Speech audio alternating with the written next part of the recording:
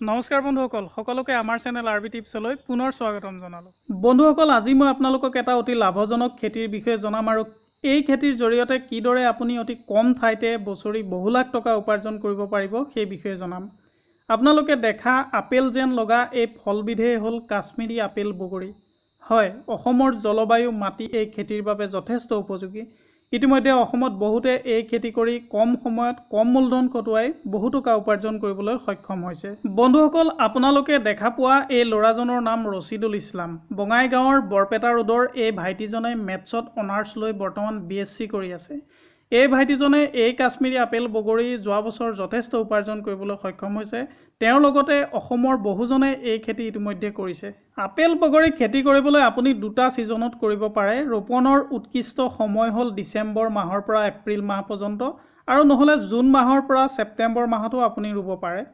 ৰুবৰ বাবে গাঁতটো আপুনি 1 ফুট বাই 1 ফুটকৈ খান্দি ল'ব লাগিব আৰু প্ৰত্যেকটা পুলিৰ দূৰত্ব 8 ফুট বাই 8 ফুট এনেধৰণৰ ডিষ্টেঞ্চ আপুনি ৰাখিব লাগিব। পুলি ৰোৱাৰ পৰা 7 মাহৰ ভিতৰত ফুল ফুলিব আৰু 8ৰ পৰা 9 মাহৰ ভিতৰত ফল বেচিব পৰা হয়গৈ। বন্ধুসকল, এজোপা আপেল বগৰীৰ পৰা আপুনি 50ৰ পৰা 60 কেজি পৰ্যন্ত প্ৰথম বছৰতে ফল পাব, আৰু এই বগৰী এক স্থায়ী খেতি। ক্ৰমে পিছলৈ উৎপাদন বেছিকৈহে পাই যাব। 1 কেজি আপেল বগৰীৰ বজাৰ মূল্য বৰ্তমান সময়ত 80ৰ পৰা 100 টকা। পাইকাৰী দৰ অৱশ্যে 60-70 টকাত বিক্ৰী হয়। দেখিবলৈ যিদৰে ধুনীয়া, খাবলৈ অত্যন্ত সোৱাদ লগা হয়। থাইলেণ্ড বগৰীৰ দৰে কম সোৱাদৰ নহয়, সেইবাবে বিক্ৰীও ভাল। বন্ধুসকল, আপুনি যদি এবিঘা মাটিত এই বগৰীৰ খেতি কৰে তেনেহ'লে 125টামান পুলিৰ প্ৰয়োজন হ'ব, আৰু প্ৰথম বছৰতে আপুনি কিমান উপাৰ্জন কৰিব পাৰিব নিশ্চয় নক'লেও হ'ব। ইতিমধ্যে মই হিচাপটো আপোনালোকক দিছোঁৱেই।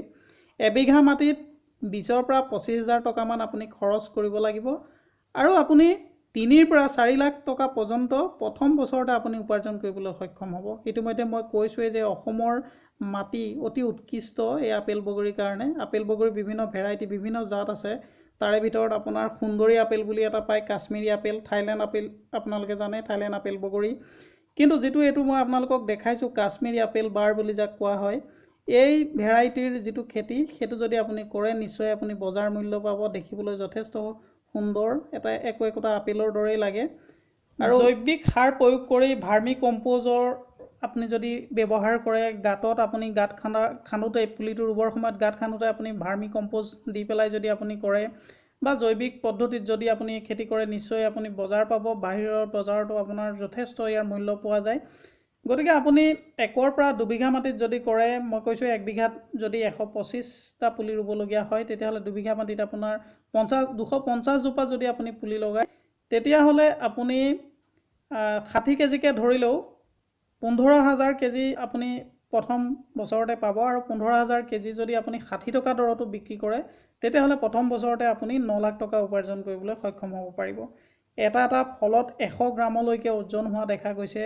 আমাৰ অসমৰ বঙাইগাঁওকে আদি কৰি মৰিগাঁও হওক বা অন্যান্য জিলাসমূহত, তেজপুৰতো বিভিন্ন ঠাইত ইতিমধ্যে এই আপেল বগৰীৰ খেতি কৰিছে। কৃষকসকলে জনাইছে যে এই খেতি যদি আমি কৰোঁ, আমি যথেষ্ট উপাৰ্জন কৰিবলৈ সক্ষম হ'ব পাৰিম। বন্ধুসকল, যিসকলৰ এই ধৰণৰ মাটি আছে, তেওঁলোকে বাৰী মাটি যাৰ আছে, তেওঁলোকে এই খেতি কৰি চাব পাৰে, নিশ্চয় যথেষ্ট উপাৰ্জন কৰিবলৈ সক্ষম হ'ব।